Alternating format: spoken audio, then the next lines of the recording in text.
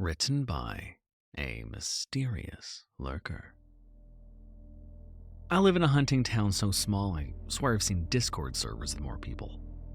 I can't even afford to move even if I sold the home I grew up in, at least to have a stable internet connection. I earn my living by being a freelance video editor. I sometimes did thumbnails or podcast editing. If you come across one of those life hack videos of recycled clips of the worst crafts ever, it's possible I edited it, or a similar video. Sorry about that. I went to bed late one night, crunching to finish work. I woke up to the sound of glass breaking and a car taking off. I ran downstairs to see the damage. A rock had been tossed through the front window and thankfully only broke a single panel. I charged outside trying to see the car, but it was too late. It already turned into the long road and was hidden behind the trees that line my driveway. I lived too far from a neighbor to witness the incident. Besides the rock, they also tossed a few dead squirrels on my porch. Great. Just the way I wanted to wake up. I grabbed gloves and a trash bag to clean up. I buried the dead animals after sweeping the glass. I didn't have anything to cover the window, so I washed my hands and got my keys to drive into town. I could have reported this to the sheriff, but I had no faith in the local police. Unless a person was caught red-handed, they never arrested anyone. I already knew who the culprit could be. For most of my life, two men have pestered my family. When I was 6, I played in the woods very often with my best friend. One day, we saw dark storm clouds rolling in and decided to walk back home. I heard a sound I thought to be thunder. I turned to my friend just in time to see his body fall to the ground, his face gone. To my horror, he'd been shot with a hunting rifle. Something meant to take down a bear hit him, leaving the poor kid no chance. I ran down the path trying to get help and saw the back of a person I recognized, Harry Fisher, just down the hiking trail. He didn't turn or come to see what was wrong when I screamed for help. He just kept going and disappeared into the woods. I knew it was him from his stupid bucket hat with a bright orange fishing lure hanging from the brim. I didn't even know if his last name was Fisher or if people started to call him that because he was always fishing.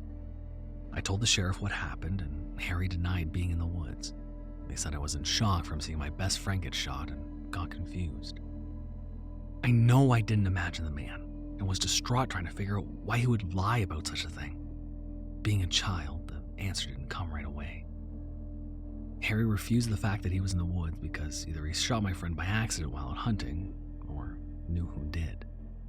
Since then, I've kept my eyes on him and his friend, Hank Smith, believing if Harry didn't fire the killing bullet, then Hank did. If they did anything slightly illegal, I reported to the sheriff, which rightfully pissed them off. Any out-of-season hunting or trespassing cost them a fine. They always knew I was the one leaving tips that got them in court pleading speeding tickets and other minor cases. After I became a teenager, the harassment started. Broken windows, spray-painted threats, or fireworks set off on our porch that nearly started a fire at one point. It was a bit sad that two full-grown men were pulling that sort of prank on someone so much younger. It troubled my mother, but she didn't get any support due to her darker skin. The town didn't outright act hostile towards her for not looking the way the rest of them did, but none of them helped her either. We were on our own. After she died, I almost felt thankful she no longer needed to deal with the double-checking the locks or fretting over the cost of window repairs. I dropped into the corner store to buy some snacks for later that night. The town recently got a fancy 7-Eleven that replaced the old corner store. It had the same people employed and a better selection of items, so no one made a fuss about the newer store.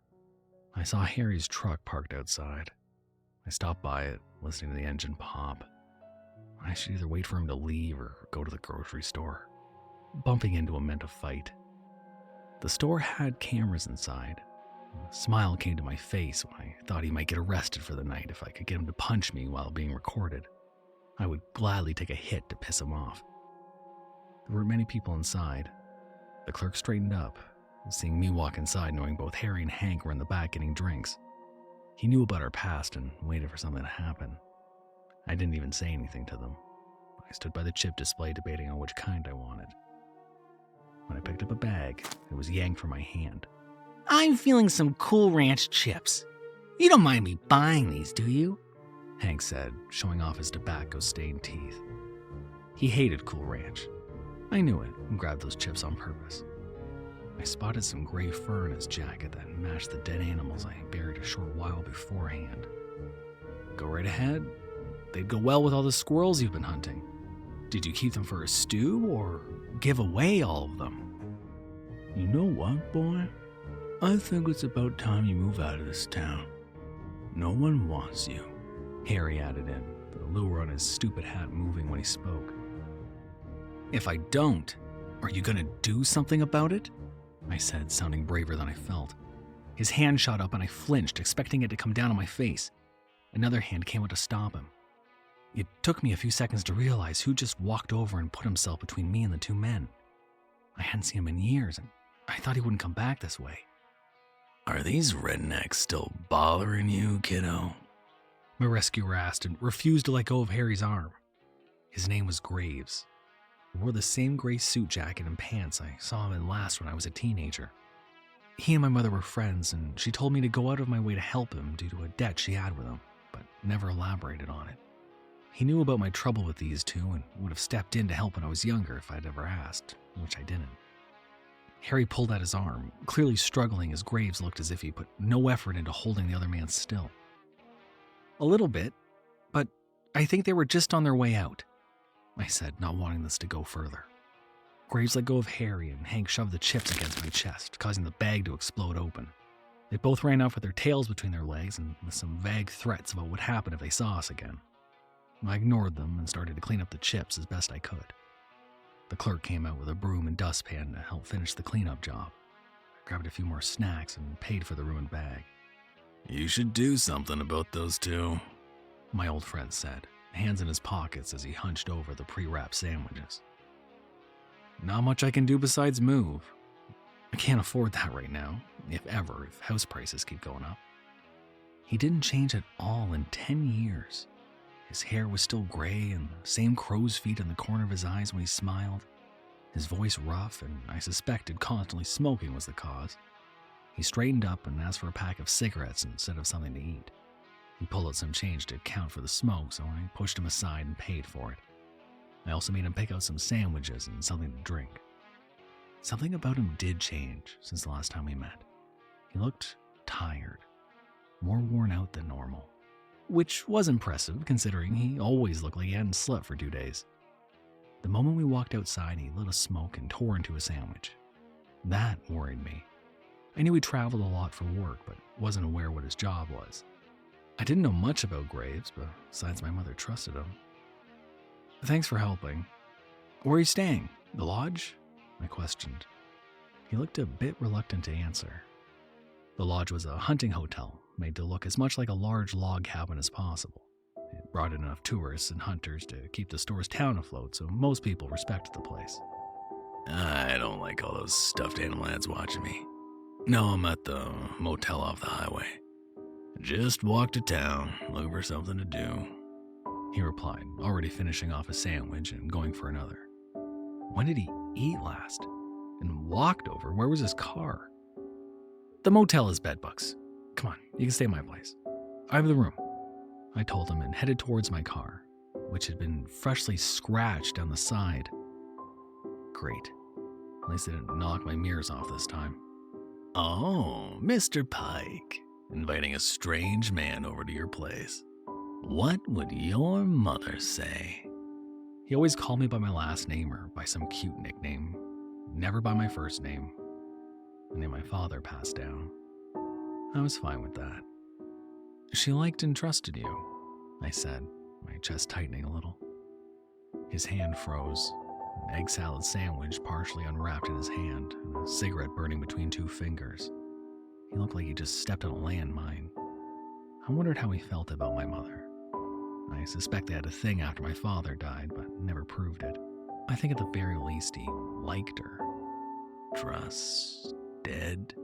He asked slowly, putting it together. She died 5 years ago. Breast cancer. It was quick. I told him, keeping my tone even. His face fell, hating the fact he brought up the topic. He'd been gone for so long that I didn't blame him for not knowing. I almost regretted saying it. I could have pretended she was still around for the time he stayed here. For 5 years after she died, someone kept her alive in their mind. Shit. Kiddo, sorry. It's fine. Now come on, I'll make you a real meal. He silently followed, getting into the passenger seat, rolling down the window to let the smoke out.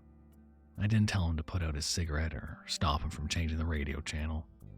We may have been away from each other for a few years, but it didn't feel like it. Having him around felt natural, as if he never left. I didn't have much to cook, so I made a slap-together meatloaf. I gave my guest a new set of clothes so I could take his suit jacket and pants to the dry cleaners while our dinner cooked. He protested, but they needed to be cleaned. The smell of the smoke and the earthy scent of dirt clung to the fabric. He lost the fight, and I gathered his clothing ready to go. After he got changed, he wanted to watch TV, but didn't know how any of the streaming services worked. I put on a random crime series and told him what button to hit to keep watching. I did my quick errand and kept an eye out for Harry's truck. I knew those two didn't like Graves, but never tried to mess with him. I got home to find my old friend passed out on the couch. I let him sleep so I could get some work done before the meatloaf finished cooking. I only woke him up to eat and let him go back to the couch to watch half an episode. He was out again until dark. When I heard him wake up and start looking for leftovers, I decided I wanted a break. I found him on the porch smoking. I sat on the wooden step next to him, handing over a beer. The porch light flickered when a large bug slammed against it. I kept forgetting to get a bug zapper. I wasn't outside very often, so it wasn't a big deal to be without. Graves gave me a disappointing look watching me open a beer of my own. Aren't you still 16 or something? His smile made me a bit grumpy. I don't look that young. I'm almost 30. I sounded offended, but he was right about me looking younger. My baby face pissed me off when someone had the nerve to bring it up.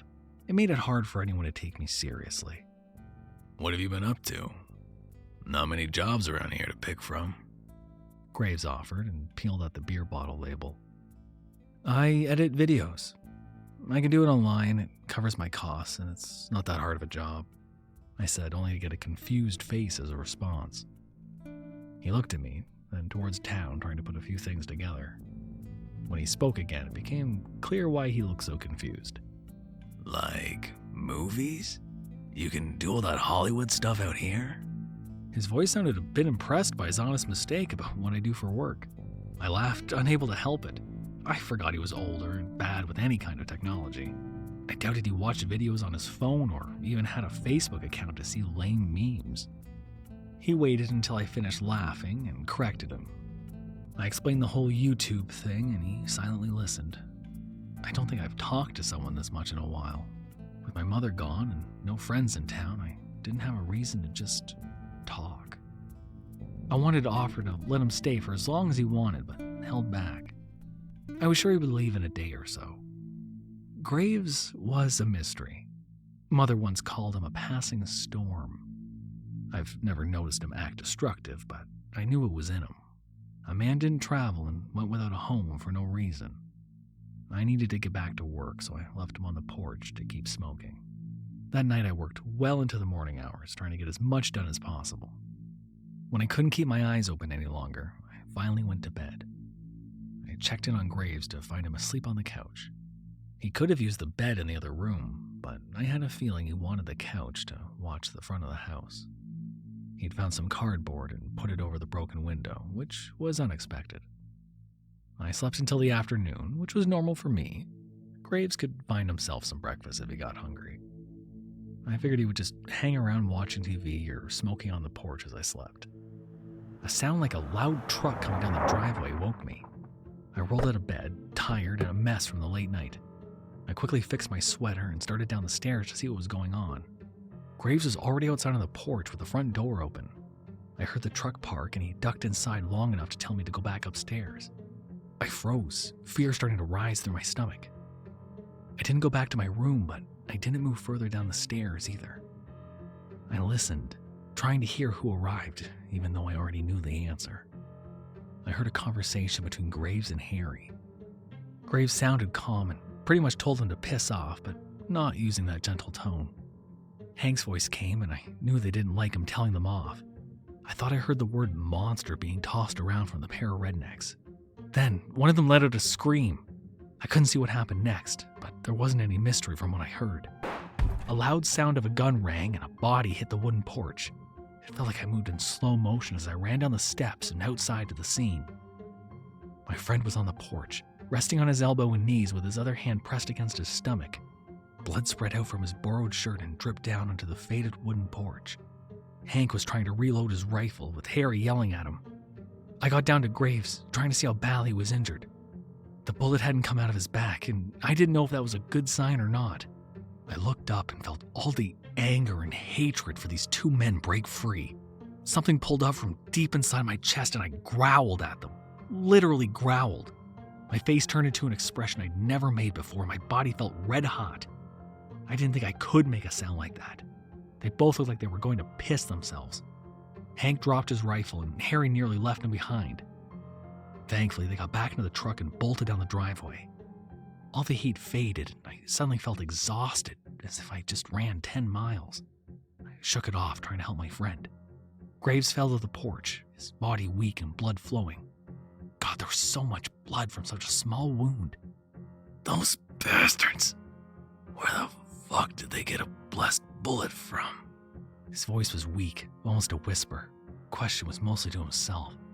I didn't know what he was talking about. I took his hand, trying to remove it so I could see the bullet wound. I'll call for help. Hang on, okay? I said, words shaking.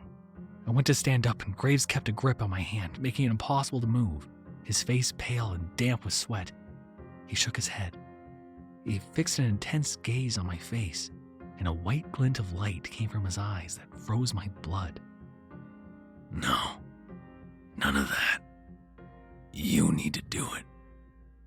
His voice was still weak, but his teeth sharp, and his eyes glowed with that odd white light. In that moment, I knew he wasn't human. Calling the police or getting him to the hospital was the worst thing I could do. I accepted that fact, quickly considering the situation. His strength left him and he fell back to the porch, out cold and still bleeding. I wasted no time hooking my arms under him and dragging him into the house. He was thin, but heavy as hell. The thought dead weight came to mind, but I dismissed it. I had a bathtub with an ugly green tub on the first floor of the house I didn't bother upgrading. I got him into the tub, awkwardly lifting his legs and then the rest of his body. Graves didn't wake up from being manhandled. I couldn't get his sweater off, so I ran to the kitchen for some scissors. I also grabbed a pair of pliers, the tool feeling heavy in my hands. I quickly came back to cut open the sweater and turn the shower on. The lukewarm water washed away the blood almost as fast as it came. Graves stirred slightly, but didn't wake up, his face losing color by the second. I know it's a very bad idea to dig around in a wound to get a bullet out. If this was a normal person, the best idea would be to get them to a hospital as soon as possible. But Graves wasn't normal. My stomach knotted up. My hand shook and I needed to focus or else I would do more damage. My friend's face started to look awful.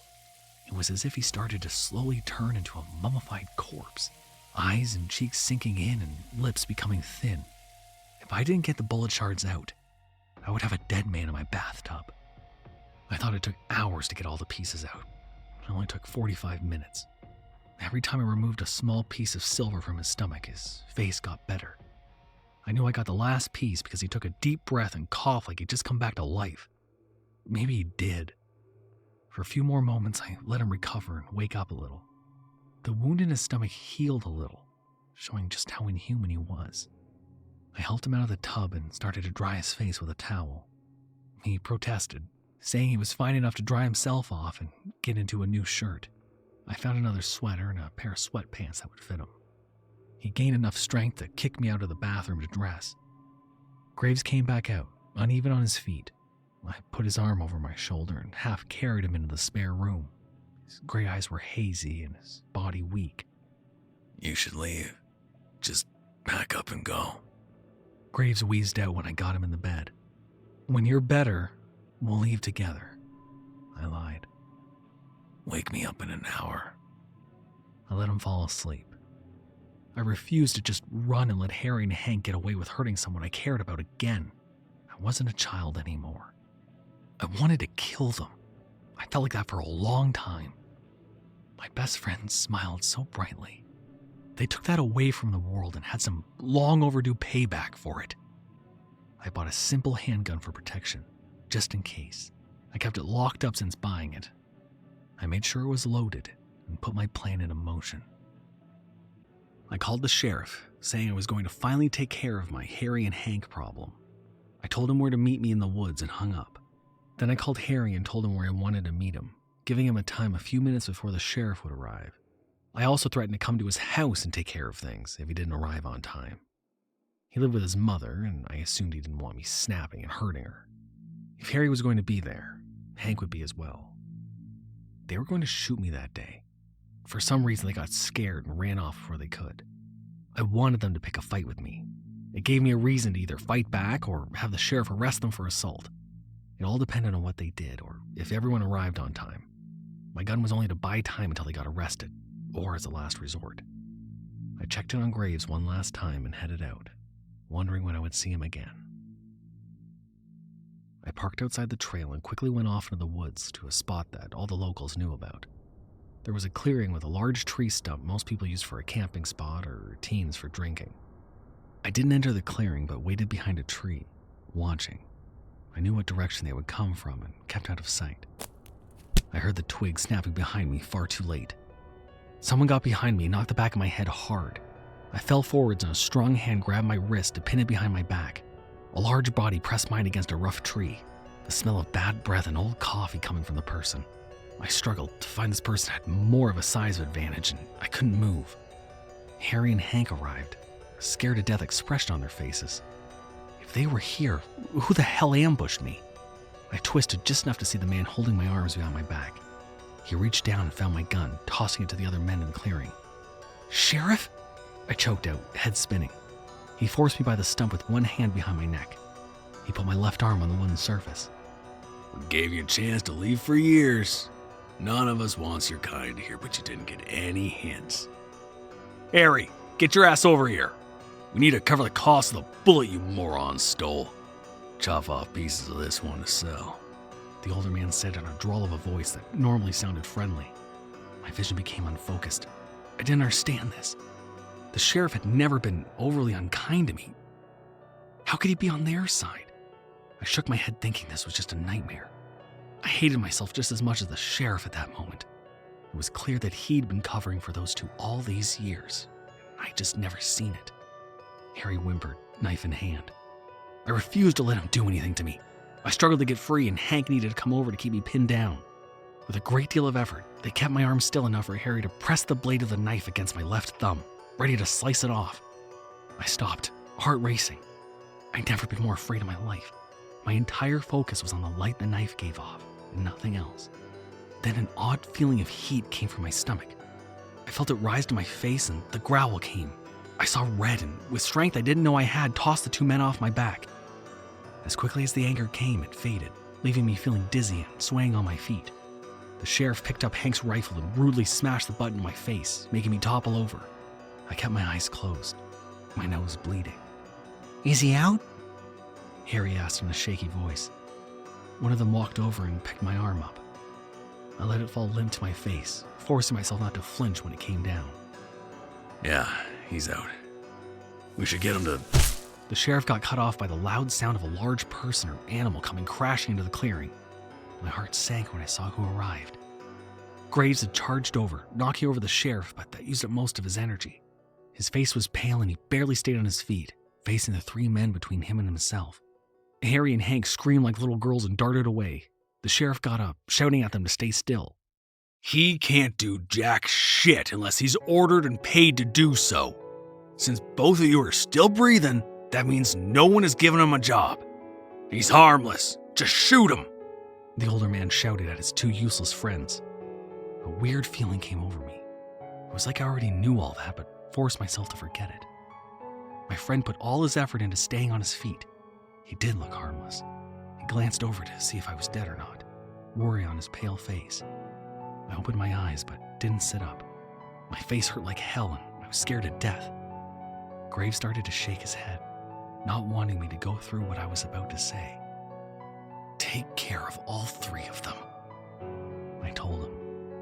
An expression of regret came over his face. Didn't want to burden me with the deaths of three people. He could have offered his services at any time but refused to bring it up. He never spoke of his job or how often he hurt others, wanting me to be blissfully unaware of who I let into my house. I understood all of this, and yet asked him to do the one thing he never wanted from me. I already fed him, and that counted as payment. Bullets started to fly as the three men understood what kind of trouble they were now in. Graves was faster. He used his body as a shield to protect me. Us being in that position felt familiar. A memory came back into my mind. My father and Graves both came to find me. Then why did Graves need to protect me all those years ago? The men needed to reload, and my protector broke off. His form no longer restrained to whatever rules he'd been burdened with. His face changed with countless shapes coming from it.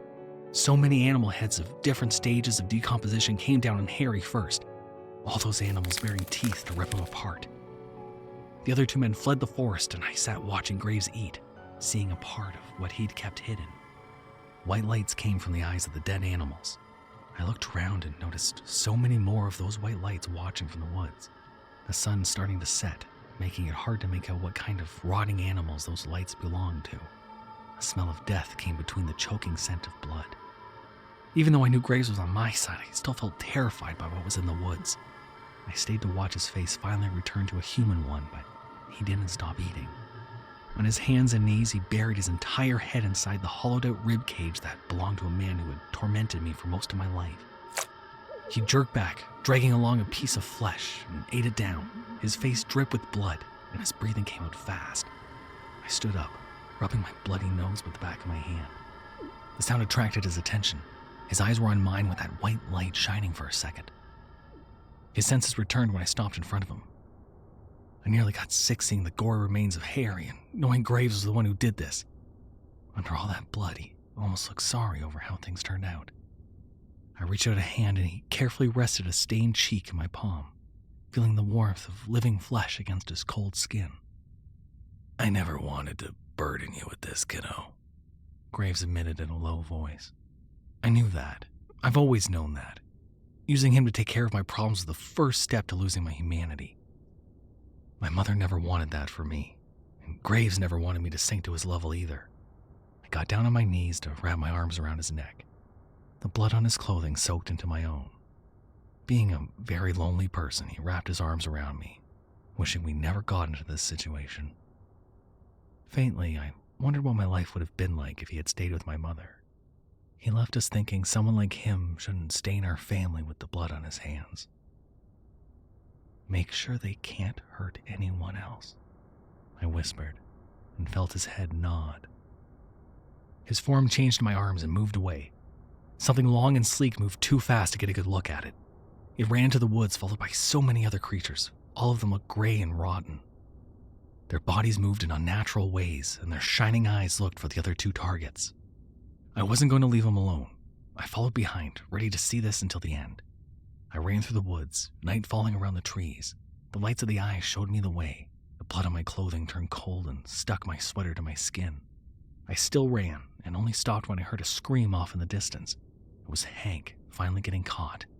Only a few smaller of the undead creatures stayed nearby. The rest of the horde fell teeth first on the hunted man. Another sound came, making me jump. The gun went off. I looked around to see the sheriff, rifle in hand and a weird symbol painted on his forehead.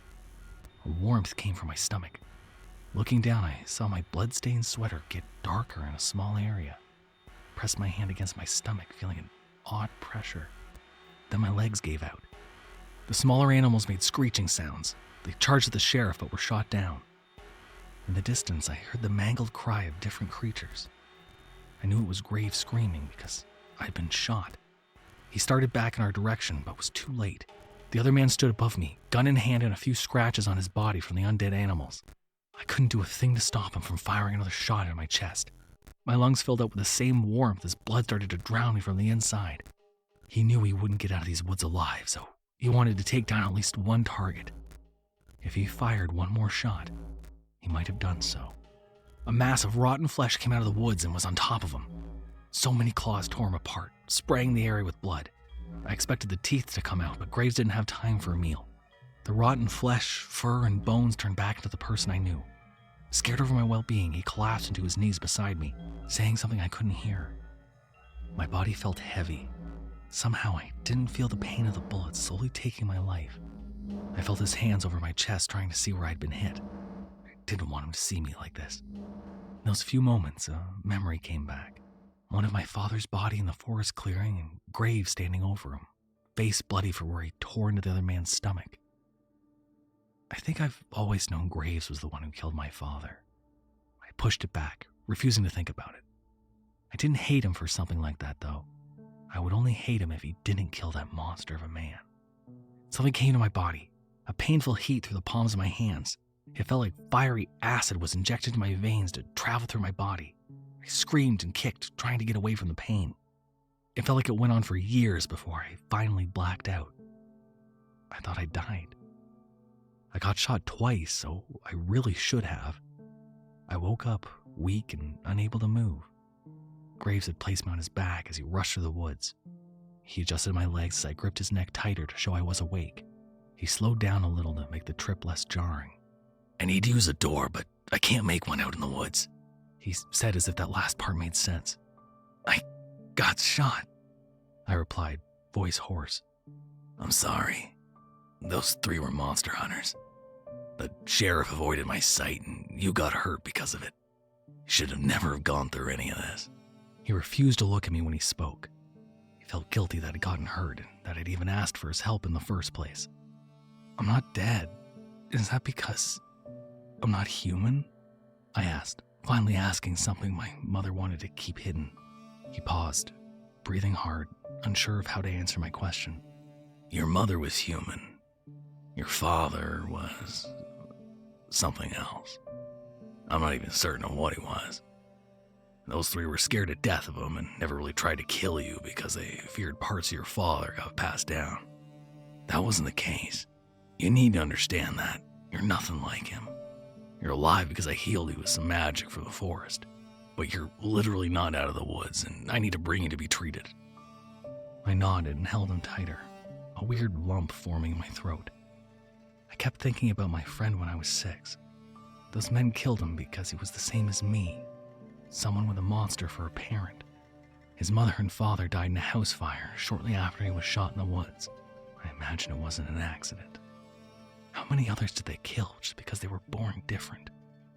I fell asleep again while being carried, my head swimming with so many questions without any answers. I woke up in a clinic. The doctor said after I ate breakfast I could head home and stay on bed rest for a week. I needed to choke down some blood pudding and sweet tea.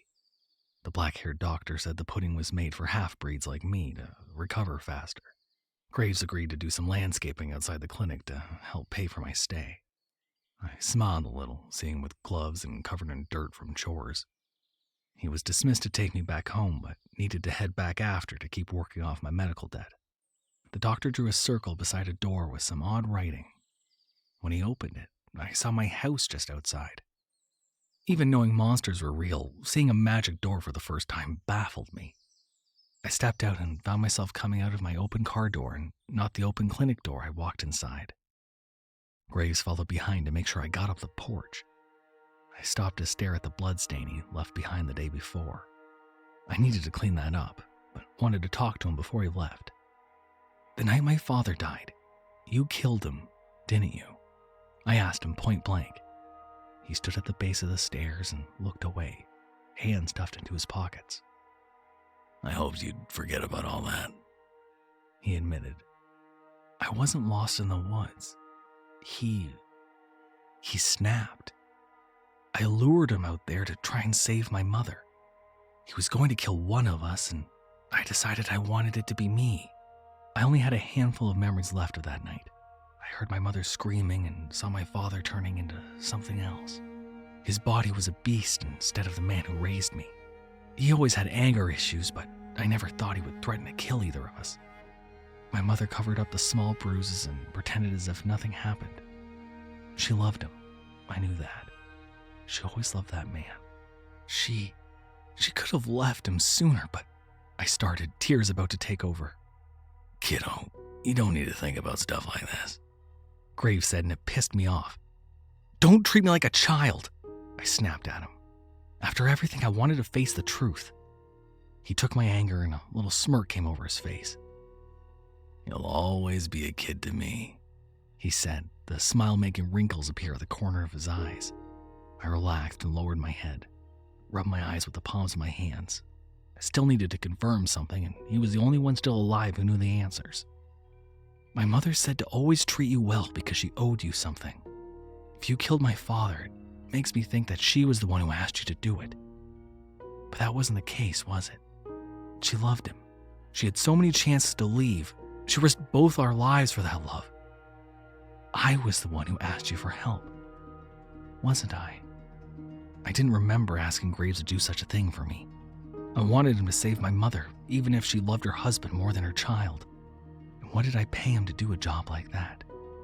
I was a child. I didn't have anything of my own. The other man nodded grimly, confirming my theory. That was just one of the reasons he had left and refused to stay very long. Felt as if it was his fault he put a child through having to see their dead father. And now that he was back for a day, 3 people were dead. I could never blame him, but I've learned people can't accept forgiveness from others if they can't forgive themselves. What did I pay you back then? A cool rock? I asked, wondering about one of the last questions I had. He shuffled his foot around, looking embarrassed. Looking around, he checked to see if anyone would be listening. Of course, no one else was around. Hell, I could keep the blood on my porch for a year without anyone seeing it. I made you promise me I could tell you something when you got older without you laughing when you heard it, he admitted, making me even more confused. I didn't have the faintest idea of what he was talking about. I watched him straightened up, one of the rare times I'd seen him not slouched over. His face looked more human than ever before. I love you, kiddo.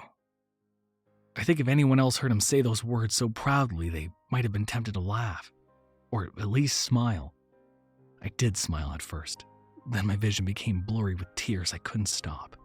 He could say those words 100 times, but it didn't change the fact he couldn't stay. If he did, I wouldn't be human any longer. I still had a chance at living a normal life like my mother wanted. She may have loved my father more than either of us, but that didn't matter. I loved her. I never hated her for the choices she made and missed her more than I would ever say out loud. I wanted to live the way she wanted at the risk of not having a different relationship with someone I cared about. I picked the dead over Graves, and deep down I think that's why he saw me as worth something. I kept rubbing my eyes, trying to get my tears under control. Graves kicked at the ground awkwardly, waiting for me to calm down. If you're ever in this area again, you better stay over, I said, unsure what else to say. All right, but we're ordering takeout next time. Your meatloaf was so greasy it almost killed me, Graves replied, his normal lazy tone returning. I took a few steps across the porch, threatening to knock some sense into him for that comment. He laughed and raised his hands in defense. Both of us knew he needed to go, and neither was sure when he would come back, if ever. I wasn't certain I would ever see him again, so I returned the words he asked to say as payment all those years ago, just before he left through the still open magic doorway. He didn't need to answer. Both already said everything we wanted. I settled back into a normal routine after recovering. It took a week of working from my bed before I could walk around for more than 5 minutes without pain. People asked about the 3 missing men, but no one found any traces of them. No cops came to my place asking questions, and a new sheriff took over. Everything started to feel so normal it almost hurt. I had a stable job at the house I lived my entire life. This life was one both of my parents wanted for me. It was peaceful, and I decided I was perfectly content listening to my parents' wishes.